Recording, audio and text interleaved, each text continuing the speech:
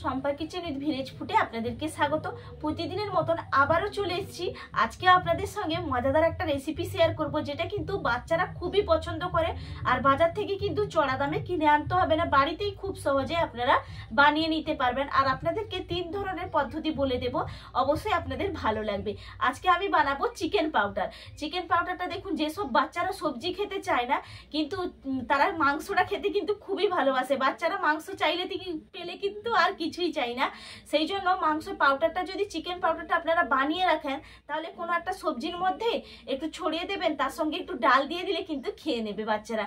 এই জন্য চিকেন পাউডারটা বানিয়ে রাখবেন। আমি তো আমার বাড়িতে তো প্রায় আমি বানাই, আমার বাড়িতে ফুরিয়ে গেছে, এই জন্য আজকে বানিয়ে নিচ্ছি, তাই আপনাদের সঙ্গেও শেয়ার করা হয়ে যাবে। তাহলে চলুন আমি কি করে বানাই আপনারা দেখতে থাকুন। দেখুন, চিকেন পাউডার বানানোর জন্য প্রধান উপকরণ হলো চিকেন। তার জন্য আমি এখানে নিয়েছি 300 গ্রাম চিকেন নিয়েছি, বোনলেস চিকেন। এটাকে আমি ছোট ছোট টুকরো করে নিয়েছি বাড়িতেই। আপনারা চাইলে দোকান থেকেও কিন্তু ছোট ছোট টুকরো করে আনতে পারেন। এটা কিন্তু আপনারা দোকানে বোনলেস চিকেনটাই আনবেন, কোনো রকম যেন এর মধ্যে হাড় না থাকে। এটা আলাদা করে আমি রেখে দিচ্ছি, ধুয়ে পরিষ্কার করে রেখেছি। আর এর জন্য কিছু সবজিও আমি নিয়েছি। গাজর কুচিটা দেখুন লম্বা লম্বা করে একটু ঝিরিঝিরি করে আমি কেটে নিয়েছি। এখানে আদাও আমি ঝিরিঝিরি করে লম্বা লম্বা কেটে নিয়েছি, পেঁয়াজও একইভাবে কেটে নিয়েছি, আর রসুনটাও একইভাবে কিন্তু আমি ছাড়িয়ে লম্বা লম্বা করে কেটে নিয়েছি। এগুলো কিন্তু ভেজে নিতে হবে, তারপর শুকনো করে নেব। আপনাদেরকে 3 ধরনের পদ্ধতি বলে দেই, তাহলে আপনাদের যেটা সুবিধা হবে আপনারা কিন্তু সেটাই করতে পারেন। যদি আপনাদের কাছে মাইক্রোওভেন থাকে তাহলে কিন্তু 1 মিনিট অন্তর অন্তর এগুলো দিয়ে কিন্তু আপনারা শুকনো করে নেবেন। একসঙ্গে কিন্তু 5 মিনিট রাখবেন না, তাহলে পুড়ে যাবে। 1 মিনিট অন্তর অন্তর দেবেন আর মাইক্রোওভেনে করে নেবেন। আর যদি উনুনে করেন তাহলে উনুনে আঁচ কম রেখে কিন্তু এটা ভেজে নিতে হবে খুব সুন্দরভাবে, হালকা আঁচ দিয়ে। আর রোদে যদি দেন, রোদে প্রত্যেকটা এই যে বোনলেস চিকেনগুলো আলাদা একটা থালার মধ্যে ছড়িয়ে দেবেন, আর এই সবজিগুলোও আলাদা আলাদা থালার মধ্যে ছড়িয়ে দিয়ে রোদের মধ্যে দিয়ে দিবেন। আর যদি এই যে চিকেনটা রোদের মধ্যে দেবো, এই চিকেনটার মধ্যে কিন্তু একটা কাপড় চাপা দিয়ে রাখতে হবে, অনেকটাই ঝামেলা। তাই কিন্তু খুব সহজেই কড়াইতে কিন্তু একটু নাড়াচাড়া করে ভেজে নিলেই এগুলো ভাজা হয়ে যাবে। একটু হয়তো সময় লাগবে, কিন্তু রোদে দিলে আরো বেশি ঝামেলা, কারণ মাংসের মধ্যে তো অনেকটা মাছিও বসে যাবে বাইরে থাকলে। এই জন্য যদি আপনারা রোদে দেন তাহলে কিন্তু একটা ঝুড়ি উপর করে তারপর রোদে দেবেন। তাহলে চলুন আমি উনুনটা ধরিয়ে নিই। উনুনটা আমি ধরিয়ে নিয়েছি, এরপর আমি কড়াইটা চাপিয়ে দিচ্ছি। দেখুন কড়াইটা গরম হয়ে গেছে, এর মধ্যে আমি দিয়ে দিচ্ছি পেঁয়াজ।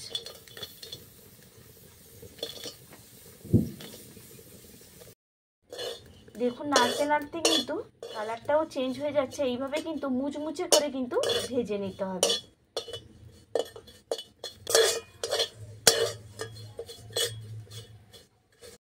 দেখুন পেঁয়াজটা কিন্তু আমার একবারে মুচমুচে করে ভাজা হয়ে গেছে, আমি তুলে নিচ্ছি। দেখুন এই একই কড়াতে আবার একইভাবে আমি ভেজে নেব। এখানে দিয়ে দিচ্ছি আদা আর রসুন, একসঙ্গেই কিন্তু এগুলো দিয়ে দিচ্ছি। এরপর নাড়াচাড়া করে কিন্তু একইভাবে মুচমুচে ভালোভাবে ভেজে নেব। করতে করতে কিন্তু একবারে হালকা করে আমি ভেজে নিয়েছি। আর দেখুন মুচমুচে হয়েছে, কিন্তু উনুনের জালটা হালকা রেখেছি। দেখুন কত আওয়াজটা শুনে আপনারা বুঝতেই পারছেন যে কতটা সুন্দরভাবে মুচমুচে হয়েছে। আমি নামিয়ে নিচ্ছি। একই কড়াইতে আমি দিয়ে দেব গাজর কুচি আর দিয়ে দেব বিনস কুচি, একসঙ্গেই লো হালকা নাড়াচাড়া করে ভেজে নেব। আর আঁচটা কিন্তু একদম হালকা রাখবো। বন্ধুরা আপনারা হয়তো বলতে পারেন যে আদা রসুনের কেন গুঁড়োটা দিলাম না, আগের ভিডিওতে তো দেখিয়েছি। আদা রসুনের যদি আমি গুঁড়োটা ব্যবহার করি তাহলে আপনাদেরকে আর প্রসেসটা দেখাতে পারবো না, এই জন্য কিন্তু আমি এরকমই করলাম। অলরেডি তো আমার আদা রসুনের পেস্ট গুঁড়োটা করাই আছে, আপনারা চাইলে কিন্তু দেখে নিতেও পারেন। তো আমার পুরো একদম ভাজা হয়ে গেছে, আর দেখুন কতটা সুন্দরভাবে ভাজা হয়েছে, একদম ঝনঝনে করে কিন্তু ভেজে নিয়েছি। আপনারা আওয়াজটা পেয়েই নিশ্চয়ই বুঝতেই পারছেন। আমি এরপর তুলে নিচ্ছি। একটু কিন্তু সময় নিয়ে ভাজবেন, আর আঁচ কিন্তু খুব বেশি আবার বাড়িয়ে দেবেন না, আবার কমিয়ে দেবেন না। প্রথমে কিন্তু কম রাখবেন, ধীরে ধীরে বাড়াবেন, এইভাবে আপনারা করবেন। এটা তো গরম হয়ে গেছে, আর সব কিছু তো ভেজে নিয়েছি সবজিগুলো। এরপর এই বোনলেস চিকেনগুলো আমি ভেজে নেব। কড়াইয়ের মধ্যে দিয়ে দিচ্ছি।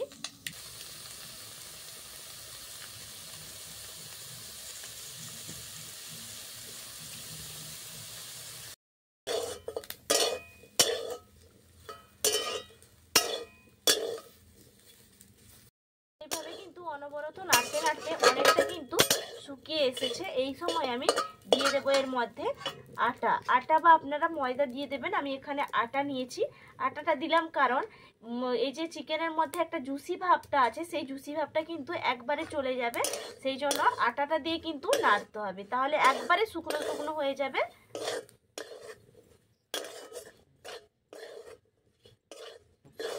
দেখুন নাড়তে নাড়তে কিন্তু আমার ভাজা হয়ে গেছে। আর দেখুন চিকেনের মধ্যে যে জুসি ভাবটা ছিল সেটাও কিন্তু একবারে চলে গেছে। আর দেখুন এই নিচের আটাটা যে কালো হয়ে গেছে, এটা কিন্তু আমি চালুনি দিয়ে চালিয়ে নেব। আমি একটা থালার মধ্যে নামিয়ে নিচ্ছি, ঠান্ডা হয়ে গেলে আমি চালিয়ে নেব। দেখুন একটা থালা নিয়েছি আর একটা চালুনি নিয়েছি। এরপর আমি এই চিকেনের টুকরোগুলো এর মধ্যে দিয়ে একটু কিন্তু চালিয়ে নেব।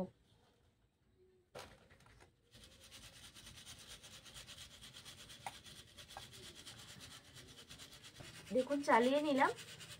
এরপর একটা থালার মধ্যে রেখে দিচ্ছি। দেখুন কি সুন্দর ভাজাটা হয়েছে, আপনারা আওয়াজটা নিশ্চয়ই পেলেন।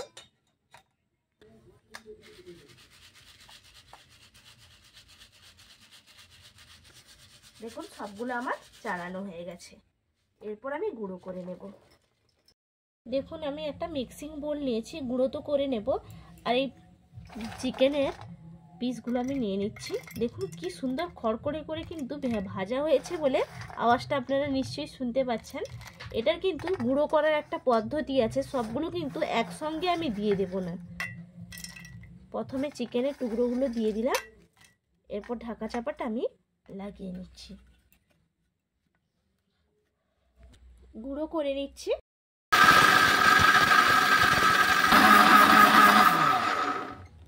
দেখুন ঢাকা চাপাটা খুলি আর আপনাদেরকে দেখাই।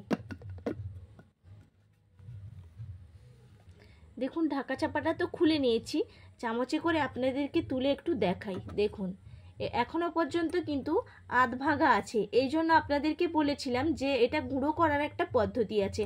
আমি আধ ভাঙা রাখলাম কারণ এই যে সবজিগুলো আমি ভেজে রেখেছি এগুলো কিন্তু আমাকে দিয়ে দিতে হবে, তাহলে আবারও একসঙ্গে গুঁড়িয়ে নেব।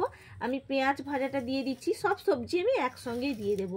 আদা রসুন, এরপর আমি দিয়ে দিচ্ছি গাজর আর বিনস, সবই কিন্তু একসঙ্গে আমি দিয়ে দিচ্ছি।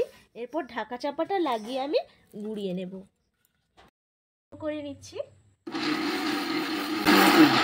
দেখুন গুঁড়ো তো হয়ে গেছে, ঢাকা চাপাটা খুলে দেখে নিচ্ছি। ঢাকা চাপা তো খুলে নিয়েছি, এর মধ্যে কিন্তু আমি দিয়ে দেব লবণ। আপনাদের কাছে যদি টেস্টিং লবণটা থাকে, বাজারে যেগুলো নিয়ে আসি আমরা কিনে তার মধ্যে কিন্তু টেস্টিং লবণ থাকে, আমার কাছে কোনো টেস্টিং লবণটা নেই, এই জন্য বাড়িতে যে নর্মাল লবণটা আমরা ব্যবহার করি সেই নর্মাল লবণটা আমি 1 চামচ এর মধ্যে দিয়ে দিচ্ছি। দিয়ে ভালো করে একটু চামচ দিয়ে মিশিয়ে নিচ্ছি। এরপর আবারও ঢাকা চাপাটা লাগিয়ে আমি আর একবার ঘুরিয়ে নেব। এটা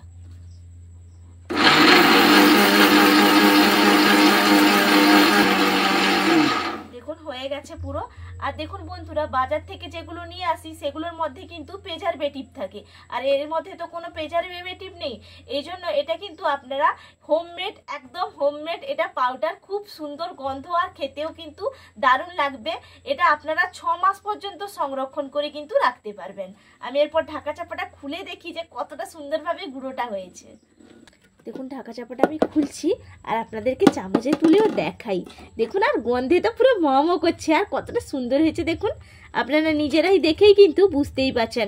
আর যদি বন্ধুরা ভালো লাগে তাহলে আমার চ্যানেলটা সাবস্ক্রাইব করে রাখবেন, পাশে থাকা বেল আইকনটা প্রেস করে রাখবেন নিত্য নতুন রেসিপি পেতে হলে। আর যদি ফেসবুক পেজ থেকে দেখে থাকেন তাহলে ফেসবুক পেজটাও ফলো করে রাখবেন। এটা আমি এরপর নামিয়ে নিচ্ছি। দেখুন একটা আমি থালার মধ্যে ঢেলে নিচ্ছি। কি সুন্দর হয়েছে আর কি দারুণ গন্ধ উঠছে। এটা কিন্তু দেখুন যেসব বাচ্চারা সবজি একদম খেতে চায় না তাদের কিন্তু একটু আপনারা সবজির মধ্যে দিয়ে দেবেন। আর দেখুন বন্ধুরা, আমাদের কিন্তু সব সময় সম্ভব হয় না যে বাজার থেকে মাংস কিনে আনবো আর প্রতিদিন বানিয়ে দেব। বাচ্চাদের তো প্রতিদিন বানিয়ে দিলে তাদের তো সব থেকে খুশি হয়, কিন্তু আমাদের তো এতটা সামর্থ্য নেই যে প্রতিদিন করার মতন। সেই জন্য যদি একটু সবজি ভাত কোনো সময় হয় বা ডাল হয়, তখন কিন্তু এই 1 চামচ করে নিয়ে একটু বাচ্চার জন্য কিন্তু আলাদা করে সবজি মিশিয়ে দিলে যখন চিকেনের একটা ফ্লেভার পাবে না, তখন চেটে পুটে একবারই খেয়ে নেবে। আর আমার ছেলে তো একদম সবজি খেতে চায় না, এই জন্য আমি এই বুদ্ধি করে খাওয়াই। আপনারা ওই বুদ্ধিটা অবশ্যই অবলম্বন করবেন, দেখবেন সবজি একদম খেয়ে নেবে। দেখুন পুরোটা আমার ঢালা হয়ে গেল। এরপর কিন্তু আমি চামচ দিয়ে পুরো থালাটা আমি এইভাবে ছড়িয়ে দেব। এইভাবে ছড়িয়ে দিলাম, কারণ এটা কিন্তু আমি তো 6 মাস পর্যন্ত সংরক্ষণ করে রাখবো, সেই জন্য এইভাবে আমি থালার মধ্যে ছড়িয়ে দিচ্ছি। কাচের বয়ামে কিন্তু আমি এটা এখন ভরবো না, এটা পুরো রোদের মধ্যে দিয়ে দেব। একটু রোদের মধ্যে দিয়ে কিন্তু আমি শুকিয়ে নেব, তাহলে একদম পারফেক্ট হবে আর আমি 6 মাস পর্যন্ত সংরক্ষণ করে রাখতে পারবো। আমি তাহলে রোদে বসিয়ে দিয়ে আসি। দেখুন বন্ধুরা, আমি কিন্তু 10 মিনিট বাদে ফিরে এলাম। আপনারা বলবেন 10 মিনিটে কি শুকনো হয়ে গেল?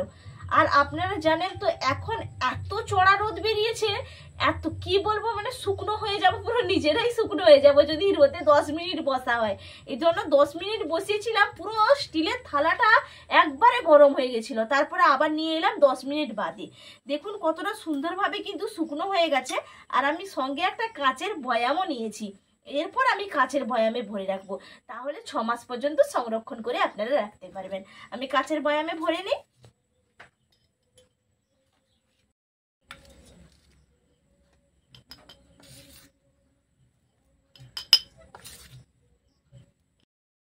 দেখুন আমার পুরোটা কিন্তু একদম বয়ামের মধ্যে ভরা হয়ে গেল। আর দেখুন কি সুন্দর হয়েছে। আমার বাচ্চা তো এরকম খেয়ে তো একবারে খুশি হয়ে যায়, আপনারাও এইভাবে কিন্তু বানিয়ে দেবেন। আমি ঢাকা চাপাটা লাগিয়ে নিই। আর এর মধ্যে দেখুন কোনো রকম কোনো কিছু কেমিক্যাল নেই, একদম হোমমেড, খুব সুন্দর, একবারে ফ্রেশ। এই যে এর মধ্যে যে সবজিটা আছে বাচ্চারা খেলে তাতেও ভালো, চিকেনটাও ভালো, তা কোনো আর সমস্যা নেই। আপনারা এইভাবে খুব সহজেই খুব সামান্য উপকরণ দিয়ে কিন্তু বানিয়ে নিতে পারবেন। আশা করি আপনাদের ভালো লাগবে। বাড়িতে বানিয়ে কিন্তু কমেন্ট করে একবার জানাতে ভুলবেন না বন্ধুরা। আর আপনাদের সঙ্গে আবার আমার পরের ভিডিওতে দেখা হবে। ততক্ষণের জন্য সবাই কিন্তু ভালো থাকবেন। আর আমাকে যে এতটা সময় দিচ্ছেন, এত ভালোবাসা দিচ্ছেন, আপনাদের আমার তরফ থেকে অসংখ্য অসংখ্য ধন্যবাদ। সবাই কিন্তু ভালো থাকবেন, সুস্থ থাকবেন। টাটা।